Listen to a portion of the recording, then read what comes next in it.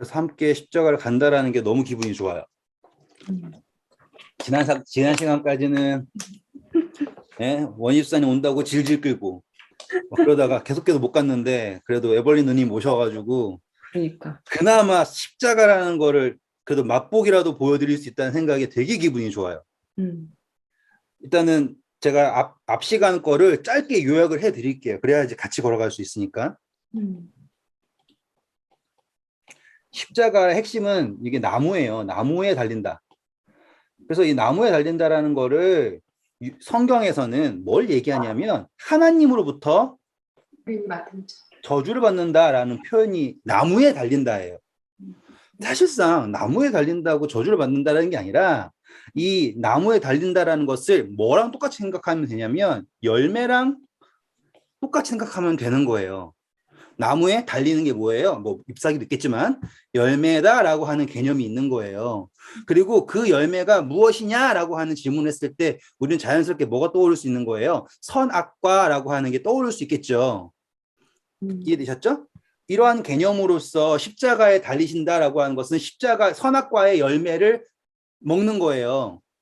이거를 제가 이제 전 시간 거를 요약하면서 거기다가 한 층을 더 쌓는 거예요. 이해되셨죠?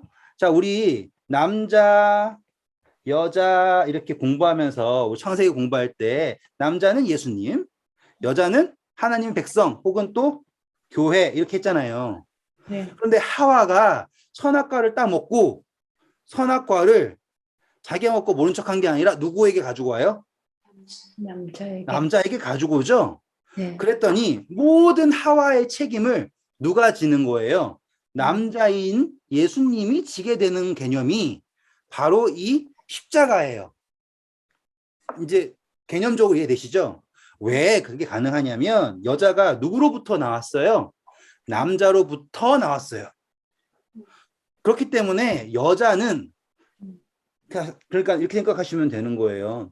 남자가 만약에 아담이 너 왜 그랬니? 하고서는 만약에 모른 척을 해요. 그러면은 죄는 누구만 짓는 거예요? 여자만 짓는 거 생각하시죠? 근데 그게 아니에요. 왜? 남자 여자는 하나니까. 여기까지 이해되셨죠?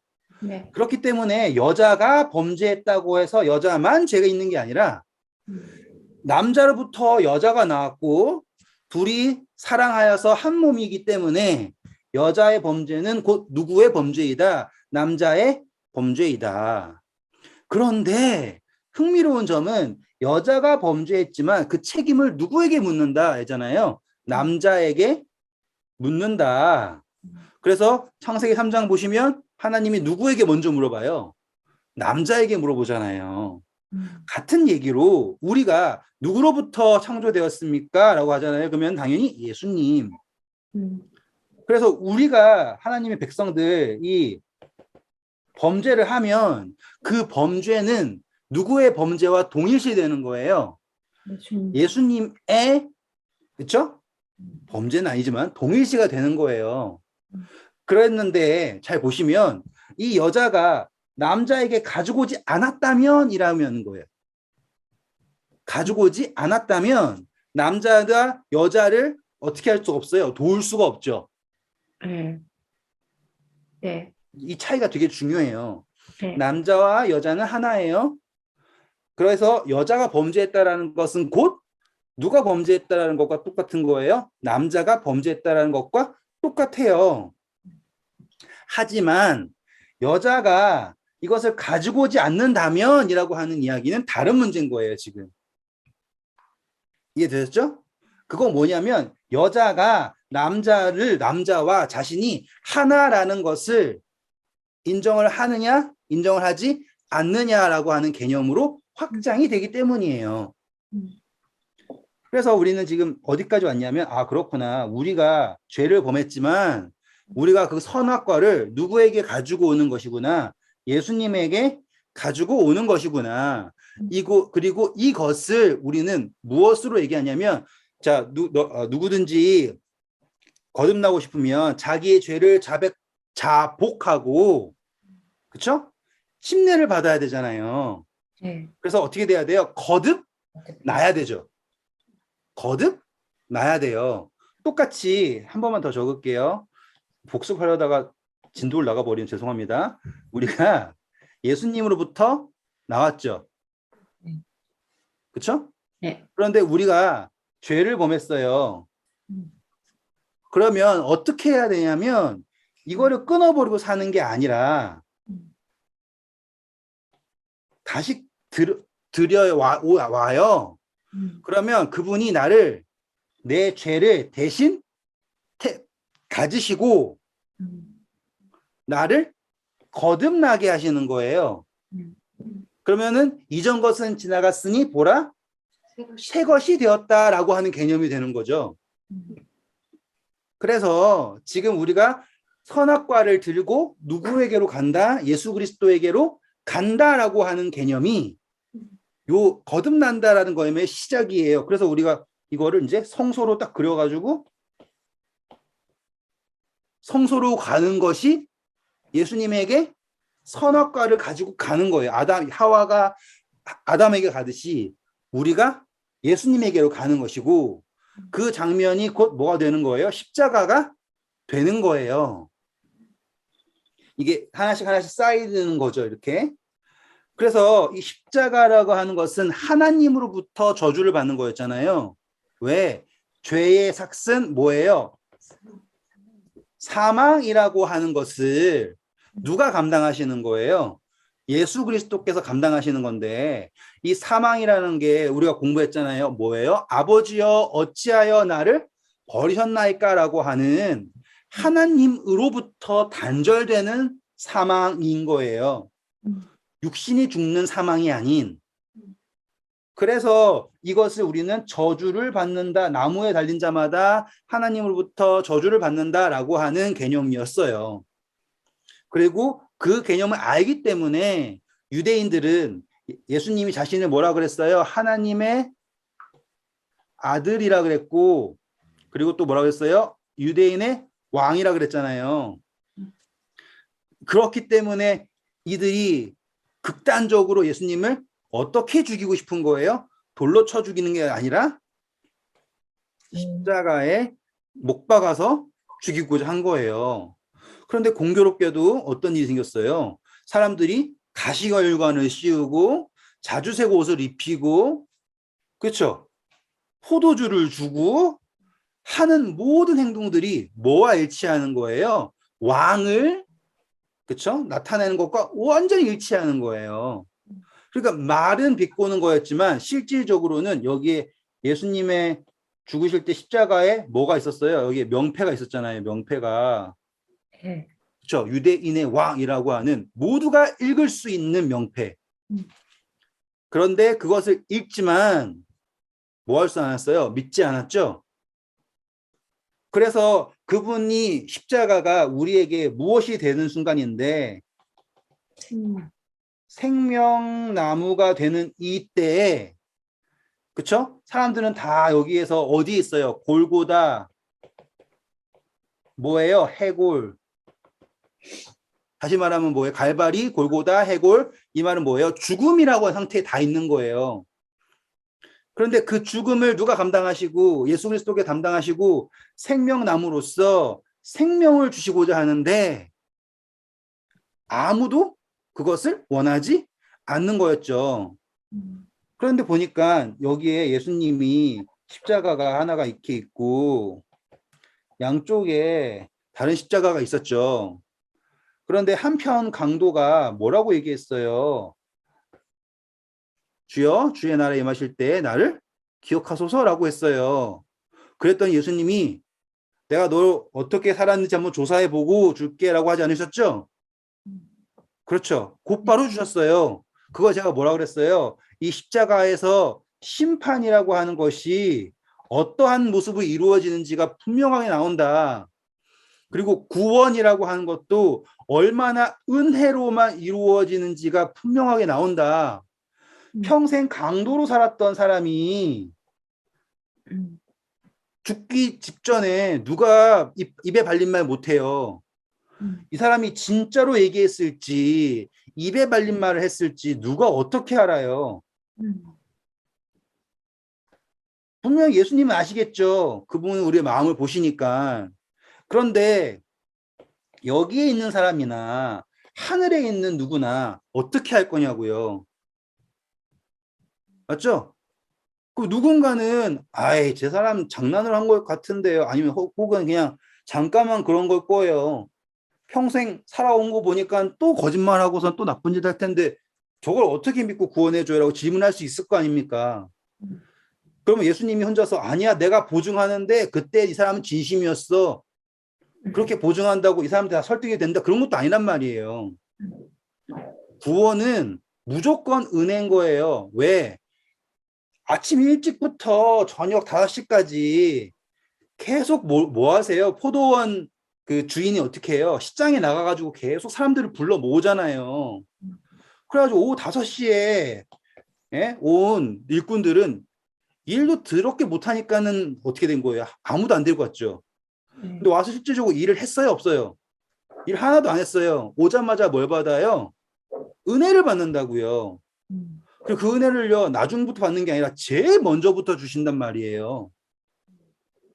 그게 구원이잖아요. 그게 은혜잖아요. 그런데 누가 심판을 해요? 먼저 온 사람들. 일찍 온 사람들이요, 뭘 하는 거예요? 스스로 심판을 하죠. 구원을 받으려면 하고서는 지금 그 포도원 주인은 뭐 때문에 돈을 준 거예요? 약속했다라고 하죠. 네. 이거를 언약이라 그래요. 생각 말한 김에 읽어볼게요. 네. 저거는 기분이 좋아가지고 막막 나갈지도 모르니까 너무 빠르면 저를 브레이크를 잡아주시고 그렇게 해주셔야 됩니다. 자, 우리 마태복음 20장 1절부터 2절 읽어주세요. 천국은 마치 품꾼을 얻어 포도원에 들여보내려고 이른 아침에 나간 집주인과 같으니 그가 하루 한 데나리온씩 품꾼들과 약속하여 포도원에 들여보내고. 네, 감사합니다. 왜 주는 거예요? 약속 때문에 주는 거예요. 구원은 그분의 언약으로 주어지는 거지 절대로 우리가 일을 잘해서 주는 게 아니에요. 이거는 초대예요, 초대. 보시면 이 포도원 이야기 보잖아요. 이미 일꾼들이 있어요. 종들이 있어요. 그렇죠.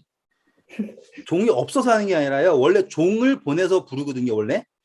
주인이 가가지고 일꾼을 부르는 게 아니라 일꾼들을 시켜가지고는 가서, 그러니까 종을 시켜서 일꾼을 불러와야 되거든요.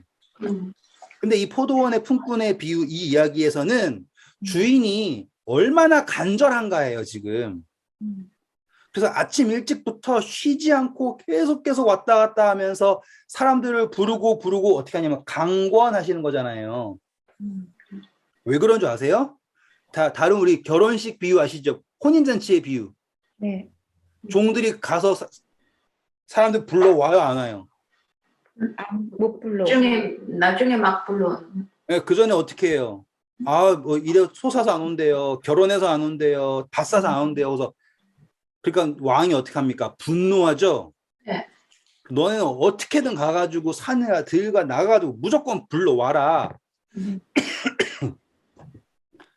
그 열정을 보이는 모범이 바로 여기 있는 거예요. 이 주인이 어떻게 하는가. 그래서 우리가 그때 에스겔서에 나오는 참 목자 해가지고 네. 기억나세요? 네. 사꾼들은 안 찾잖아요. 양 배부르고. 근데 주인은 어떻게 해요? 양을 찾을 때까지 찾잖아요. 그 연결시켜 드렸잖아요, 그때. 네. 잃은 양의 비유하면서. 지금 이 포도원의 품꾼들 비유 역시 주인이 처음부터 끝까지 어떻게든 강권해서라도 데리고 오고자 하는 게 구원이에요. 그리고 그 초청에 응하는 사람들은 오면서 뭘 받는 거예요? 이 언약의 초청이라고, 언약의 초청. 그리고 이 언약의 초청에 응했다라는 것 하나만으로 일을 한 거 없어도 구원을 받는 거예요. 그래서 이 한 데나리온을 제가 뭐라고 했어요? 한 생명이라고 했잖아요. 네. 그런데 일찍 온 사람들이 뭐 하는 거예요? 심판을 한다고요. 음. 근데 재밌는 건 일찍 온다는 사람들이 누구를 심판하냐 이거예요. 주인. 주인을 심판한다는 거예요. 그게 문제예요. 그렇죠. 똑같이 이 일찍 온 사람들도 누구를 위해 일했어요. 분명히 주인을 위해 일했다고요. 음. 나더러 주여 주여 한다라고 하잖아요. 예수님이잖아요. 나더러 주여 주여 하는 자마다 천국에 갈 것이 아니요 아버지의 뜻대로 행하는 자야 천국에 갈 것이다 라고 하신 이유가 이 일찍 온 일꾼들도 주인을 위해서 일한다고 열심히 일했는데 끝에 가보니까 자기가 무슨 존재로 있는 거예요? 심판주로 있단 말이에요. 그리고 주인이 누구 뜻대로 해야지 옳은 존재예요. 자기들 뜻대로 해야지 주인이 옳대요. 그렇죠. 그리고 내가 일했으니까 내가 받는 거는 은혜가 아니고 당연한 거고. 이거 가만히 보니까 되게 슬프지 않아요? 엄청나게 슬프죠. 그러면 주인이 그러니까는 내 것으로 내가 주는데 왜 너네가 나보고 불의하냐라고 하잖아요. 한번 볼까요? 우리 10절부터 볼게요. 10절부터. 먼저 온 자들이 와서 더 받을 줄 알았더니 그들도 한 데나리온씩 받은지라. 받은 후 집주인은 원망하여 이르되 나중은 이 사람들은 1시간밖에 일하지 아니하였거늘 그들을 종일 수고하며 더위를 견딘 우리와 같게 하였나이다. 주인이 그 중에 한 사람에게 대답하여 이르되 친구여 내가 내게 잘못한 것이 없노라. 내가 나와 한 데나리온의 약속을 하지 아니하였느냐.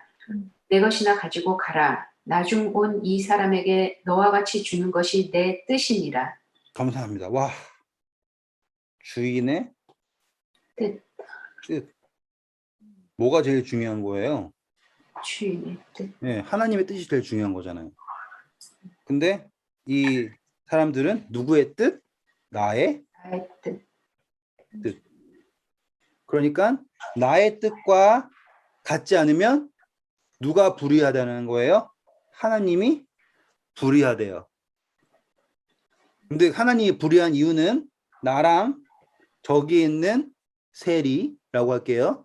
아니면 저기에 있는 아직 채식 못하는 사람, 혹은 저기에 있는 교회 제대로 안 나가는 사람, 저기에 있는 등등등등 여러 가지 성경 한 번도 제대로 안 읽어본 사람 등등등등과 동일하게 취급하지 말아달라 이거죠. 너무 슬프죠. 그러니까 지금 누가 제일 높아요? 나예요, 나. 그리고 내가 뭘 판단해요? 선과 악의 기준이 누구에게 있는 거예요? 나. 분명히 하나님은 은혜를 베푸시는데 그 은혜가 뭐하다는 거예요? 악하대요.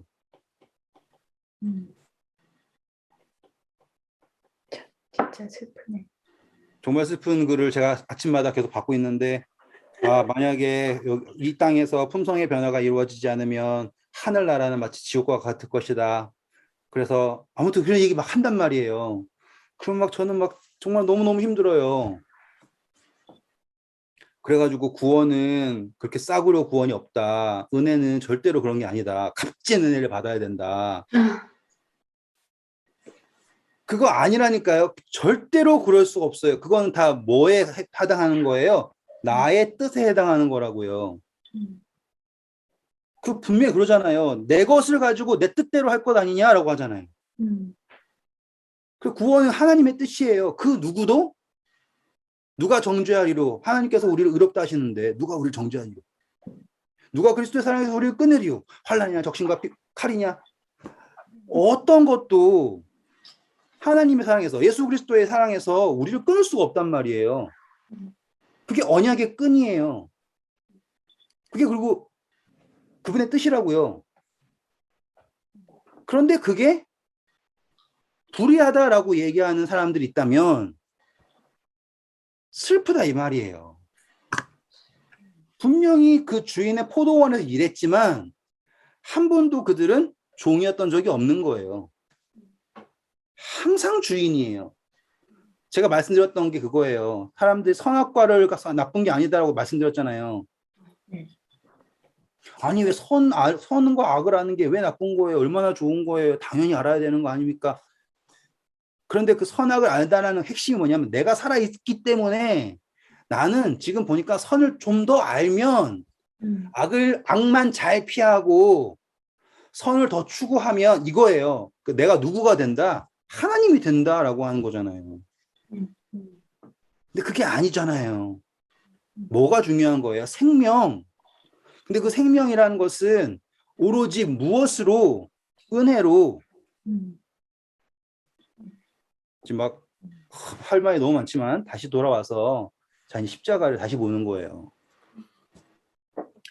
십자가라고 하는 것은 장면 자체가 여기가 어디라고요? 골고다라고요. 골고다. 골고다. 여기는 해골, 사망. 그래서 여기를 누가 사망을 담당하시고 예수님께서 담당하시고 그분의 죽으심을 바라보므로 그가 채찍에 맞음으로 우리가 나음을 입는다라고 하는 그 장면이 그분이 돌아가심으로써 우리에게 뭘 주시는 거예요? 생명을 주시는 거예요. 그래서 우리가 지금 십자가를 달려간다는 것은 내가 지금 생명나무로 달려가는 것이에요. 근데 그 생명나무에서 뭘 하냐면 지금 생명나무 앞에서 뭐 하는 거예요? 조롱하고 있는 거예요. 너가 하나님의 아들이면 너 스스로를 구원해라. 그러면 믿겠다. 이런 식으로. 그분의 십자가의 대속의 의미 자체를 생명으로 안 보는 거예요. 이제 여기서 조금 말 나온 김에 조금만 더 갈게요. 혹시 제가 너무 빠르거나 이해가 안 가시면 빨리 말씀해 주세요. 네. 지금 십자가를 사람들은 다 죄를 용서한다라고 하면서 뭘로 해석하냐면 선과 악이라고 하는 거가 있는데 그분이 뭘 없애려고 오신 거냐면 악이라는 걸 없애려고 오셨고 그래서 악한 악인들을 죄인들을 악을 없애가지고 의인으로 만들어주는 것이 십자가다라고 생각을 해요. 그런데 여기에서 가장 큰 문제가 뭐냐? 악이라고 하는 건 우리 기특기억나시죠? 죄라고 하는 거는 내가 지금 미래에 지을 죄를 가지고서 나를 용서할 수 없죠? 이해되셨죠? 죄라고 하는 건 과거에 한정이 돼요. 그래가지고 누군가가 예수님께서는 십자가에서 우리가 전에 지은 죄는 물론 앞으로도 지을 죄를 다 용서하셨다라고 하잖아요. 그러면 이거는 완전히 법에 대한 개념도 모르고 예수님의 대속 자체의 의미도 모르는 거예요. 그거는 그냥 그 억지예요. 억지. 왜냐하면 똑같은 거예요. 죄라고 하는 건 항상 과거예요. 미래라는 게 없어요. 그래가지고 영화 보시면은 무슨 해가지고는 미래의 죄질 확률을 만들어가지고 미래에 범죄할 사람은 미리 잡는다 뭐 그런 영화도 있고 막 그러잖아요. 그거는 말도 안 돼요. 그거는 법 자체가 성립이 될 수가 없는 거예요. 그러면 십자가라고 하는 거는 지금 악을 제하는 거다. 그게 아닌 거예요. 뭐냐면 생명인 거예요. 생명. 짧게 다시 설명하면 그거예요. 죄인한테 죄라는 걸 지워가지고 의인이 되게 한다라는 거는 말이 안 되는 거예요. 예를 들어서 제가 살인자예요. 그렇죠? 저는 변한 게 하나도 없어요. 그런데 가가지고는 제 범죄 기록에서 살인이라고 하는 그 기록을 지웠대요. 이거를 지웠대요. 그럼 그걸 지움으로써 제가 의인이 돼요? 앞으로 살인할 것도 다 지웠대요. 말이 안 되는 거잖아요. 이해되셨잖아요. 그럼 죄를 용서한다라는 건 죄를 용서한다라는 것은 지금 어떠한 행위를 어떻게 한다라는 개념이 아닌 거예요. 죄라고 하는 상태를 말한다고요. 상태. 상태가 어떤 거예요? 사망이라고 하는 생명 없음이라고 하는 상태에서 십자가에서 그분이 죽으셨다라는 거는 원래 내가 죽어야 되는데 음. 나 대신 죽어가지고 내가 살았다라는 거는 지금 내가 살아있고 어떤 개념이냐면 내가 지금 살아있고 예수님이 살아있는데 원래 내가 총 맞아야 되는데 하고서는 총을 땅 쐈더니만은 예수님이 쫙 멋지게 뛰어들어가지고 안 돼! 하고서 대신 탁 맞고서 죽은 그런 개념이 아니라고요. 이 개념이 아니라 나는 없어요. 난 죽은 거예요. 근데 내가 나는 생명이 없어요. 근데 나에게 생명을 주시기 위해서 그분이 자신의 생명을 내려놓으심으로 우리에게 생명을 주신다는 개념인 거예요. 그 장면이 다르죠. 그래서 내가 지금 그분이 생명을 내려놓음으로써 내가 그분의 생명을 받는 거라고요. 우리가 맨날 하는 거. 내가 그리스도와 함께 십자가에 못 박혔어요. 그래서 이제는 내가 사는 게 아니라 내 안에 그리스도가 사는 거예요라고 하는 게 여기에서 나온 설명이지. 총을 빵 쐈는데 으아 하고 대신 맞아서 죽어가지고는 무슨 이유인지 모르지만 내가 옛날에 거짓말했던 거, 내가 옛날에 뭐 시기했던 거, 뭐 했던 거 그걸 싹 지워가지고 도말하셨다 해가지고 법적으로 나는 더 이상 전과자가 아니에요. 그러니까 나는 의인이에요 라고 하는 거는 의미가 없는 접근이라는 거예요. 그리고 그 십자가는 완전한 십자가가 아닌 거죠. 왜? 앞으로 어떤 일이 생길지, 어떠한 가능성이 있을지 어떻게 알아요? 이제 개념으로 좀 이해되셨죠? 네. 예수님의 십자가는 그분이 우리의 죄를 대신해서 죽는다라고 하는 개념을 행위나 성향이나 그런 걸로 가는 것이 아니라 우리의 생명 없음을 대신하여서 그분의 생명을 우리에게 주신다라는 개념으로 해야지 그분의 십자가가 우리에게 뭐가 되는 거예요? 생명과가 되는 거라고요. 그리고 그 생명과가 하늘의 비하에 떨어져서 썩지 않으면 열매 맺을 수 없다라고 하는 거. 똑같이 그분의 생명을 주셨기 때문에 우리가 뭘 얻게 되는 거예요? 씨라고 하는 생명을 보게 되는 거잖아요. 그래서 이사야서 공부했잖아요. 그가 그의 영혼의 쑥 아까 탄산음료 마셨더니만 영혼의 수고한 것을 씨를 본다라고 공부했던 거 기억나시죠? 네, 이게 바로 십자가가 되는 거예요. 한 번만 더 대속이라고 하는 거는 죄를 지워버린다의 개념이 아닌 무슨 개념이다? 생명을 주신다라는 개념이다. 내가 살아있는데 내가 죽을까봐 대신 죽으셨다가 아니라 나는 어떤 상태예요? 생명 없는 상태에 있는 나에게 생명을 주시기 위하여 주시는데 그 생명을 남아도는 거를 주셨다라는 개념으로 받으라는 게 아니라는 거예요. 예수님이 생명이 막 1부터 무한까지 있는데 야, 너 하나 가지고 너 7 가지고 너 20 가지고 30 가져 이렇게 가져가 아니라 그분은 어떻게 우리에게 주신다라는 거예요. 모든 것을 주신다라는 거예요. 그래가지고 누가 막 예수님께서 십자가에 달리시면서 자신의 그 속죄가 인간들의 모든 죄악을 용서하기에 충분한지 안 한지에 대해서 고민하셨다라는 둥. 그래가지고 예수님이 십자가에서 부활하신 다음에 무덤에서 부활하신 다음에 하늘로 올라가셔야 되는 것은 자신의 속죄가 인간의 모든 죄를 용서하고 그들을 구원하기에 충분한지 자신의 속죄가 하나님에게 연락되었는지를 확인하기 위해서 하늘로 올라갔다 오셨다라고 하는 이야기를 한다면 말이 안 되는 거예요. 모든 개념에서. 그거는 단지 어떤 그 이해에서만 설명하려고 하면 죄, 선과 악.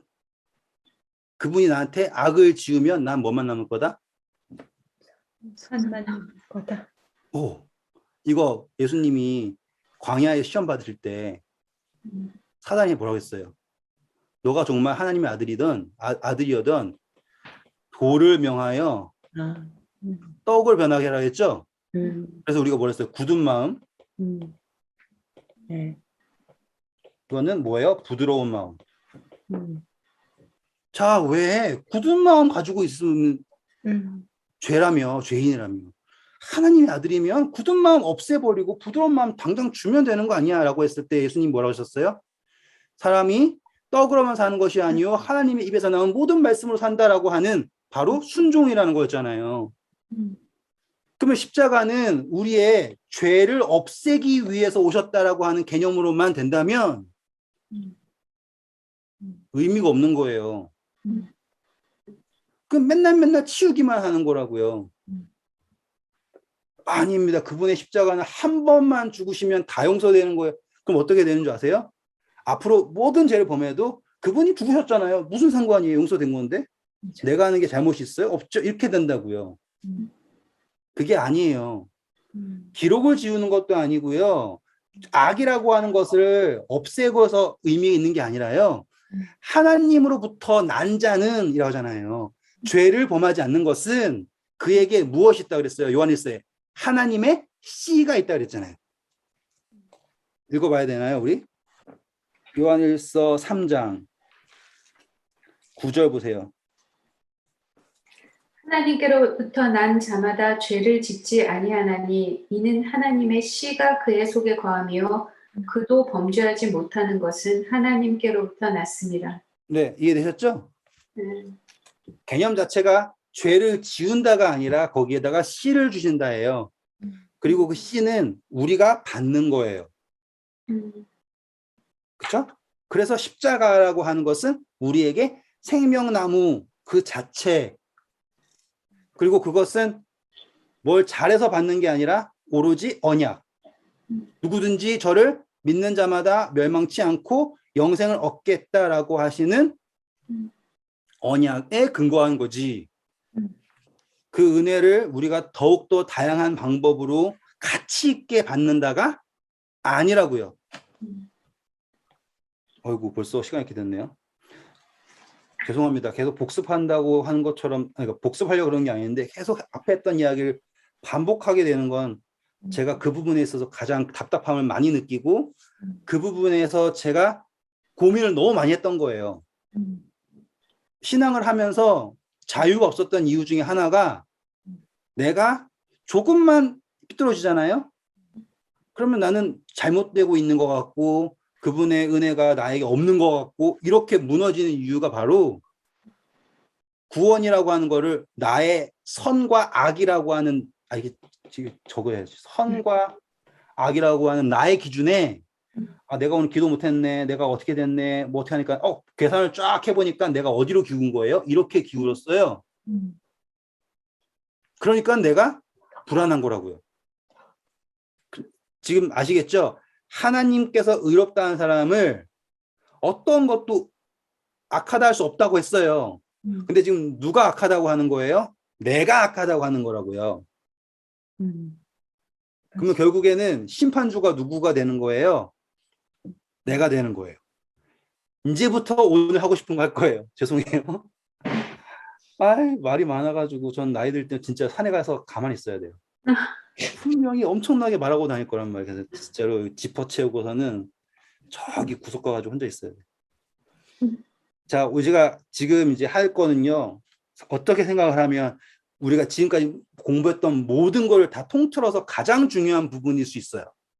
그러니까 기대하셔도 될 만큼 중요한 부분이에요. 그리고 그동안 공부했던 것이 있기 때문에 이게 십자가에서 의미를 갖게 되는 거거든요. 이거는 정말로 집중해서 잘 들어보세요. 우리가 지금 처음부터 계속 공부할 때 하나님이라고 하는 존재에 대해서 계속 공부를 했어요. 그리고 이 하나님이라는 존재가 피조물들에게 나타날 때 어떠한 채널을 통해서 나타날 수밖에 없잖아요. 그래가지고 그 채널이 어떻게 나온다고 했어요? 세 가지로 나타날 수밖에 없다고 했죠. 그래서 만유 위에 계시고 만유를 통일하시고 만유 가운데 계신 분 해가지고 그렇죠? 그래서 아버지라고 하는 하나님, 그리고 아들이라고 하는 예수님, 그리고 성령이라고 하는 요 단계로 해가지고 피조물은 하나님을 어떻게 인지할 수밖에 없느냐라고 했을 때 이렇게 인지할 수 있다고 했어요. 음. 공부했던 거예요. 네. 그리고 이 피조물이 하나님 안에서 존재를 할 땐 어떻게 존재할 수밖에 없냐면 하나님의 안이잖아요. 네. 그래서 하나님의 품성을 기준으로 존재할 수밖에 없어요. 네. 그래서 이 하나님의 품성의 기준을 우리가 뭐라 그랬어요? 하나님은 사랑. 사랑. 그래서 그런데 이 품성의 기준을 할 수밖에 없으니까 음. 피조물들에게 있어서 하나님의 품성은 무엇으로 나타나는 거예요? 지속적으로 나타나는 거잖아요. 그거를 뭐라고 나타나냐면 법으로 나타나는 거예요. 법. 이해되셨어요? 하나님의 품성이 피조물들에게는 어떻게 나타날 수밖에 없다고요? 법으로 나타날 수밖에 없다고요. 네. 이제 조금만 더 설명을 더하면 우리는 지금 물질 세계에 있어요. 여기다 딱 적을게요. 우리는 지금 물질 세계에 있어요. 그래서 우리는 어느 법칙 안에 존재하냐면 물질 세계에 있는 물리 법칙의 안에 존재하죠. 네. 근데 우리는 이 물리 법칙을 거스를 수 없죠. 네. 그래서 왜냐하면 그 물리 법칙 안에서 우리가 존재할 수 있기 때문이에요. 네. 하지만 우리는 자유가 있죠.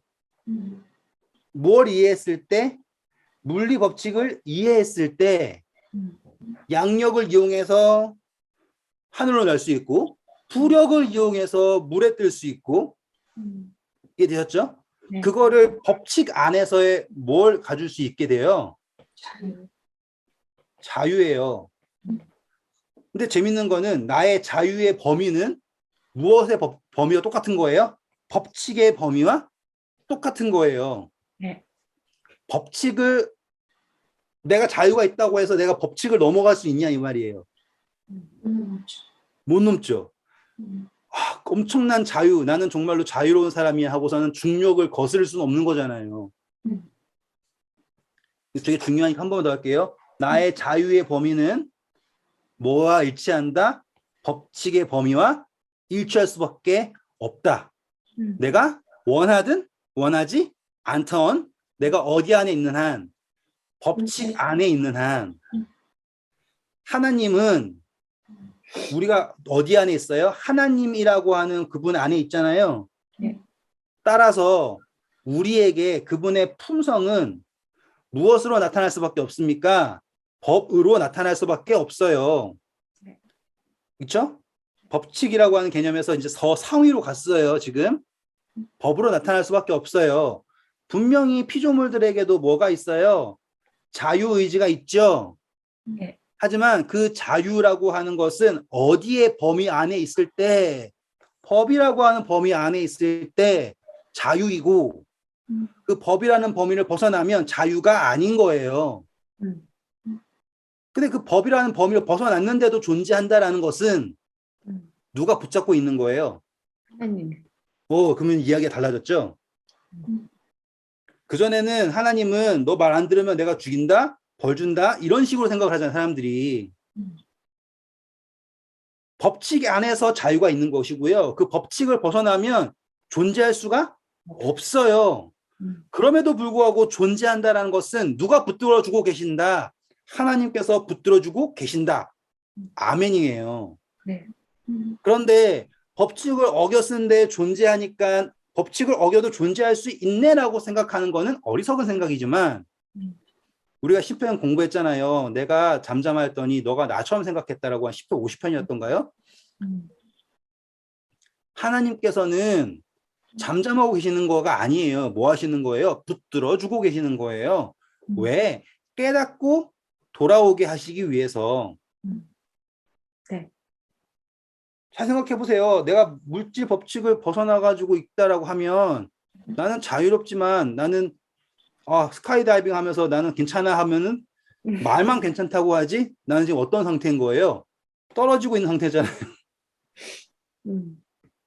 죄라고 하는 것도 똑같은 거라고요. 진짜로 하나님이 자기 사람들을 사랑하시는데 끝까지 사랑하시는 것처럼 정말 끝까지 이 죄인들을 붙들고 계시는 거라고요. 그리고 그 붙들고 계시면서 그들이 뭐가 있을 때, 아직 이성이라고 하는 선택이라는 것이 있을 때 다시 돌아와라라고 이야기하시는 거예요. 그러면은 그동안에 들으셨던 이야기랑 달라지는 게 뭐냐면, 아, 하나님은 왜 우리가 하고도 뭐라고 지키고 싶지 않은 법을 그렇게 강조하실까? 법을 안 지키면은 뭐라 그러고, 아, 나는 이런 억압받는 삶이 싫어라고 하는 말이 쏙 들어가는 거예요. 지금 하나님한테 강요를 받고 있는 게 아니라 그분이 우리를 붙들고 주고 계시는 거라고요. 그래서 요한복음 3장에 뭐라 그래요? 저를 믿지 않는 자는 이미 뭘 받았다? 심판을 받았다예요. 정리가 되시죠? 네. 그래서 죄를 지었다라는 상태 자체가 뭘 받은 상태예요?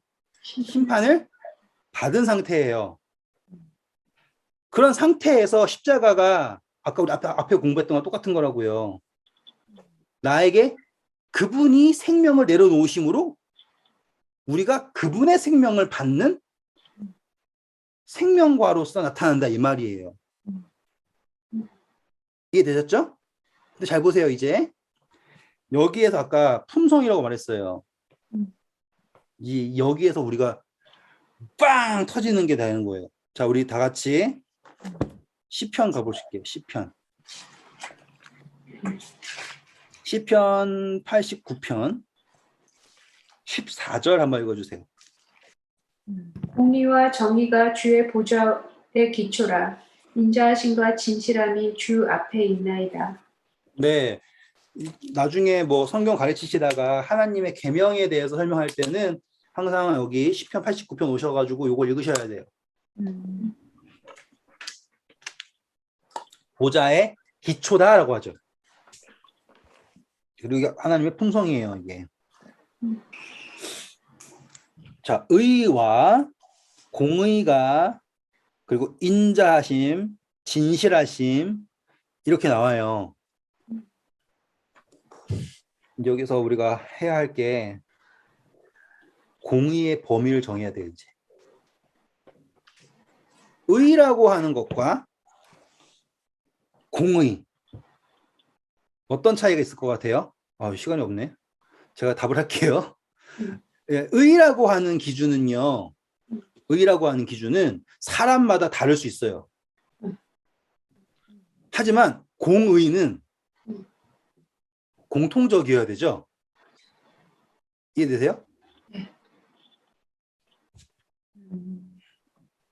의라고 하는 것은 사람마다 다를 수 있어요. 네. 상황마다 다를 수 있어요. 네. 하지만 공의라고 하는 것은 공통적인 이해가 있어야지 성립이 될 수 있어요. 그런데 여기에서 이 공의가 범위가 어떻게 되느냐가 중요해요. 로마서 1장 보시면 살인, 악독, 추악, 탐욕 이런 것들을 사망에 해당한다는 것을 알면서도 사람들이 뭐라 그래요? 그렇게 행한 것을 못한다 그러죠. 로마서 1장 가실게요.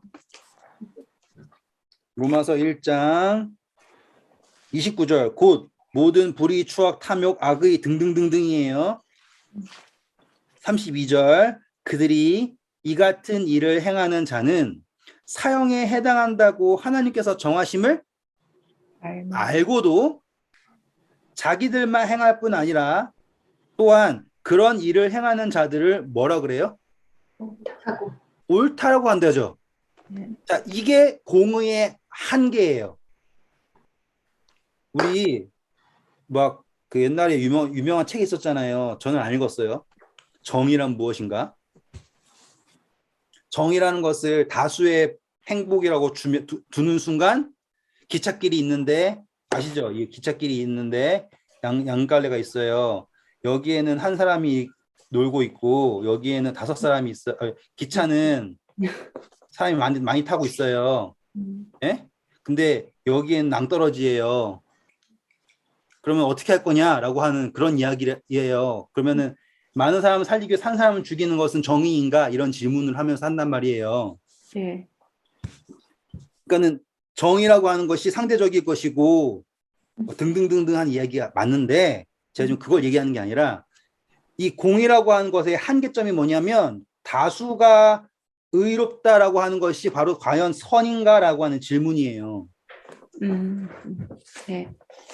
그래서 저스티스라고 하는 공의의 한계점이 바로 여기에 있어요. 그런데 잘 보세요. 중요합니다. 정말. 야, 나와라. 하나님의 품성은요. 과연 공의로울 수 있을까요? 어떻게 생각하세요? 우리가 생각하는 공의가 공의가 아니면 아닌가 보죠, 그러면? 그러니까 우리가 생각하는 공의는 안 되지. 네, 잘 보세요. 그러면 또 그러면은 죄라는 거는 뭐였어요? 뭐에 어긋나는 게 죄였어요? 힘의 법.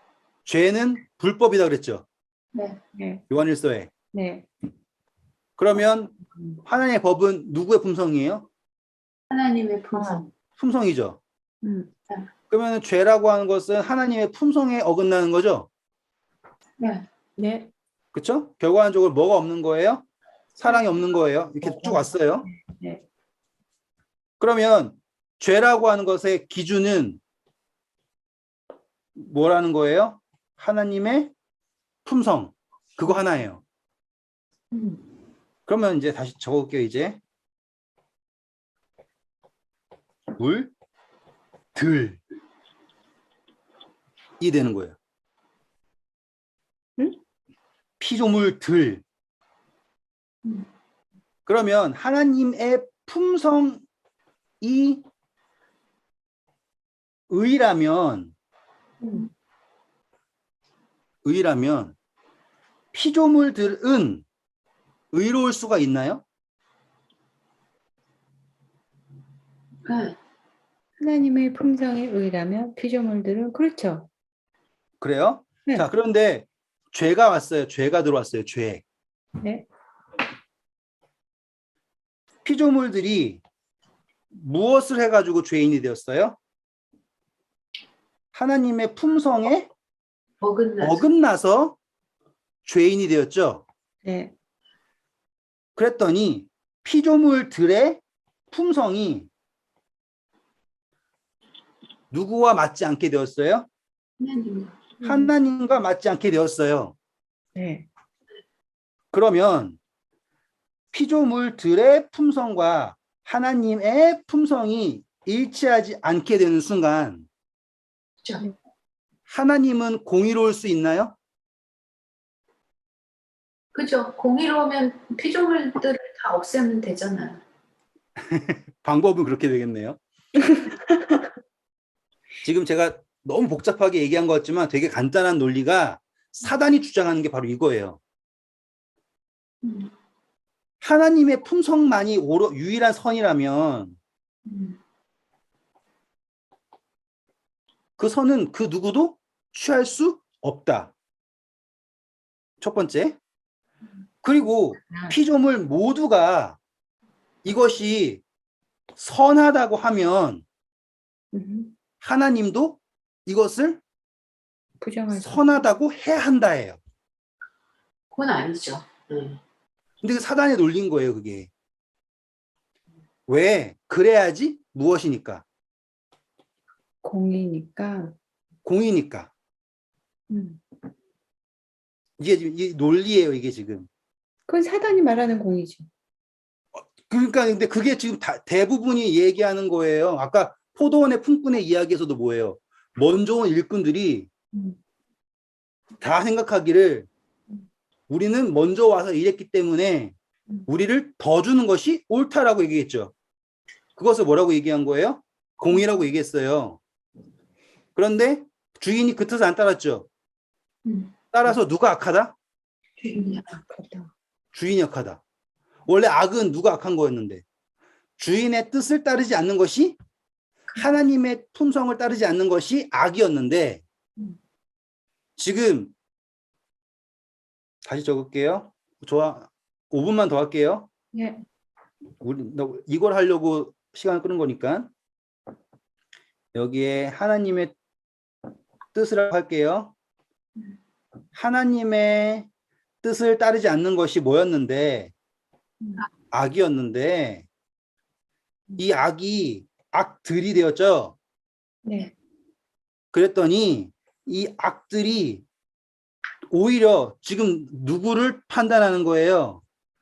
하나님의 뜻이 악들의 뜻과 맞지 않으므로 누가 악하다라고 하는 거예요? 여기가 악하다라고 얘기하는 거예요. 왜? 로마서 1장 보신 것처럼 우리가 선하니까. 그러면은 지금 요 개념을 이해를 하시면 선과 악이라는 개념이 무엇을 했다 안 했다의 개념이 아니라 뭐와 일치한다는 거예요? 뜻과 일치한다는 거라고요. 뜻. 네. 그래서 예수님 기도하는 건 아버지의 뜻이 라고 나오죠?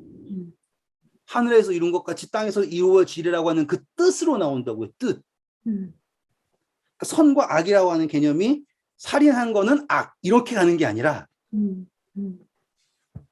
뜻의 개념으로서 심판이 이루어지고 있다라고 하는 개념이 이제 도출이 된 거예요. 그렇죠? 자, 이제 볼게요. 십자가가 딱 이렇게 있어요. 십자가가 있는데 그분이 십자가를 통해서 보이신 건 뭐냐면 하나님의 뜻이에요. 그랬더니 사람들이 자신의 뜻과 이 뜻을 비교했더니 값싼 은혜를 한데 아무나 구원한다네. 그러니까 이걸 뭐라고 취급할 수 있어요? 악이라고 취급할 수 있다고요. 이해되셨죠? 지금 이 심판을 받아야 하는 존재들이 심판의 주가 되는 과정이 어떻게 됐냐면 이 공의라고 하는 함정에 빠진 거예요. 그래서 하나님은 무엇을 해야 하는 거예요? 공의로움을 증명해야지 하나님이다 이거예요. 자, 제가 그때 했던 거예요. 우리는 복음을 증거하는 거예요? 증명하는 거예요? 증거. 네, 증언하는 거잖아요. 증언. 네? 지금 이 함정이 어떻게 되는지 아시겠죠? 하나님이 스스로를 증명하지 않으면 하나님은 하나님이 아니다. 하나님이 말하는 의라고 하는 거는 누구의 생각일 뿐이에요? 누구의 뜻일 뿐이에요? 하나님이 일방적으로 생각하는 뜻일 뿐이고 그것은 절대적인 선이 아닐 수 있다.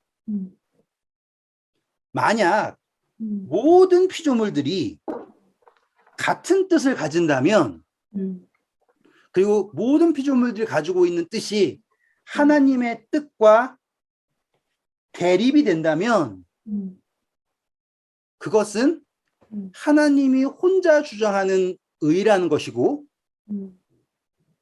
실질적으로 의는 어디에 있다?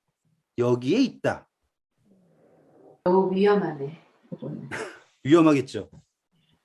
위험한. 지금 다 그래서 네, 그게 진짜로 지금 대적해요. 진짜로 대적하는 거야 진짜. 그래서 가증한 것이 음. 거룩한 자 데살로니가전서 한번 보고 끝낼게요. 데살로니가후서 2장을 읽고 할게요. 2장 2절부터 읽어보세요. 영으로나 또는 말로나 또는 우리에게서 받았다 하는 편지로나 주의 날이 이르렀다고 해서 쉽게 마음이 흔들리거나 두려워하거나 하지 말아야 한다는 것이라. 누가 어떻게 하여도 너희가 미혹되지 말라. 먼저 배교하는 일이 있고 저 불법의 사람 곧 멸망의 아들이 나타나기 전에는 그 날이 이르지 아니하리니 그는 대적하는 자라 신이라고 불리는 모든 것과 숭배함을 받는 것에 대항하여 그 위에 자기를 높이고 하나님의 성전을 앉아 자기를 하나님이라고 내세우니라. 재밌죠? 지금 우리가 생각하고 있는 모든 표현이 어떻게 하나님의 보좌에 앉아서 자기가 하나님이다라고 말하는 그거를 지금 제가 이렇게 지금 공의라고 하는 잘못된 이해를 가지고 설명하고 있는 거예요. 근데 보면 그럼 하나님은 공의로울 수 없는가라고 생각하잖아요. 이 논리라면. 네. 근데 성경에서 말하고 있는 하나님의 공의는 모두가 생각하는 의가 아니라 모두를 위한 의라고요. 접근 자체가 달라요.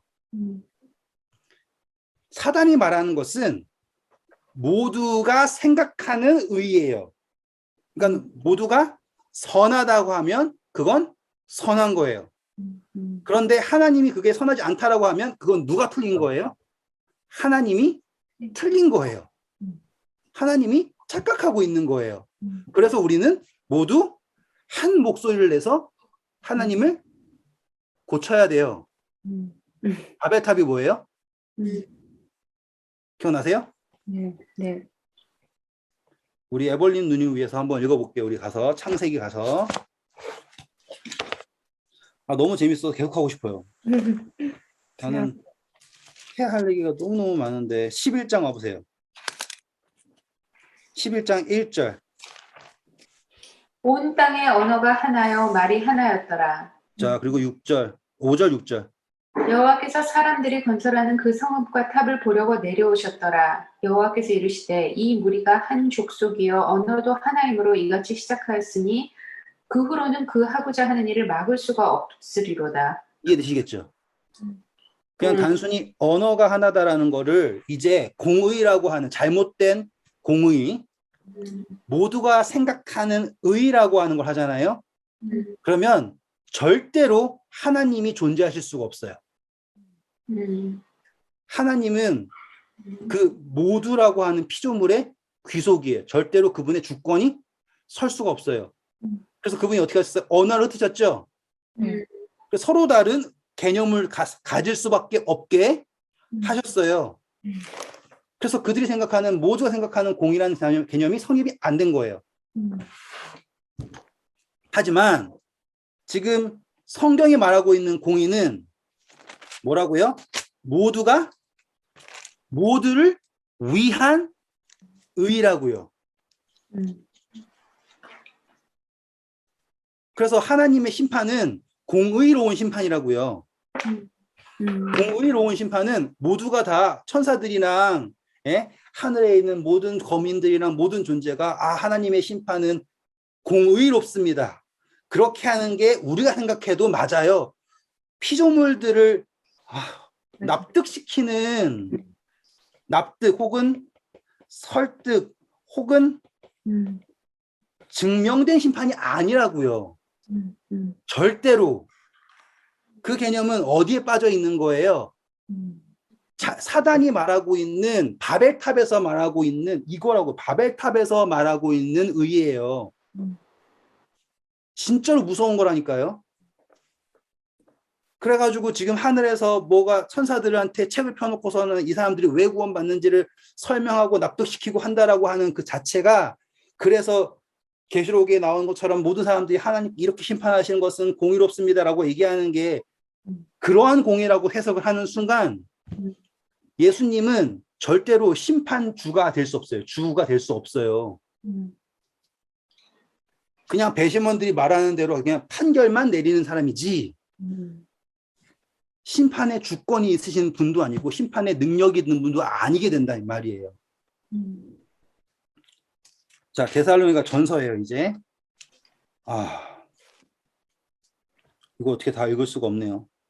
제가 읽겠습니다. 일단 데살로전서 4장 3절만 먼저 볼게요. 하나님의 뜻은 이것이니 너희의 거룩함이라. 그렇죠. 하나님의 뜻은 뭐라고요? 우리가 거룩함. 그렇죠. 그분의 뜻은, 그분의 공의의 범위는 우리가 거룩해지는 거에 있어요. 그렇죠? 네. 그리고 디모데전서 가겠습니다. 디모데전서 2장 4절. 하나님은 모든 사람이 구원을 받으며 진리를 아는 데 이르기를 원하시느니라. 네. 이게 공의라고요. 공이네요. 그럼. 그래서 그분은 누구든지 저를 뭐만 하면, 믿음이. 믿기만 하면, 음. 이 믿기만 해도 구원을 주는 게 그분의 공의로움을 해치는 게 아니라 의와 공의가 만나는 거라는 거예요. 이제 개념이 완전히 다르다는 거 아시겠죠? 아니, 저 사람이 왜 구원받아요? 저 사람이 한 것도 없는데 말만 했다고 구원받는다고요? 그러면 하나님은 공의로운 게 아니에요. 나는 평생 이렇게 굴러가면서 억지로 잘 참아가지고 이상한 사이트도 안 들어가고 노는 데도 안 하고 도박도 안 하고 뭐도 안 했는데 저렇게 평생을 이상하게 살던 사람이 갑자기 믿는다고 덜컥 얘기했다고 구원한다면 그건 하나님은 공의로운 하나님이 아니에요 라고 얘기하는 순간 그거는 사단이 만든 바벨탑을 쌓고 있는 거라고요. 그분의 공의의 범위는 모든 사람을, 모든 피조물을 위한 의예요. 그래서 디모데전서 말한 것이 데살로니가 전서에 말한 것처럼 하나님께서 우리는 뭘 하기 원하세요? 거룩하게 하시기 원해요. 거룩하게. 그리고 거룩하게 하는 게 너가 지금 거룩해야지 구원하는 게 아니에요. 구원하셔서 우리로 누구를 닮게 하시기 원하는 거예요? 예수 그리스도 그분의 아들을 닮게 하시기를 원하는 거예요. 그래서 이제 결론. 자연 법칙 안에 있을 때 우리가 그 자연 법칙을 어기면 존재할 수조차 없어요. 그런데 지금 우리가 아직 죄인 되었을 때에 하나님께서 자신의 아들을 우리 위해 죽으심으로 하나님이 우리를 향한 그분의 사랑을 뭐 하셨어요?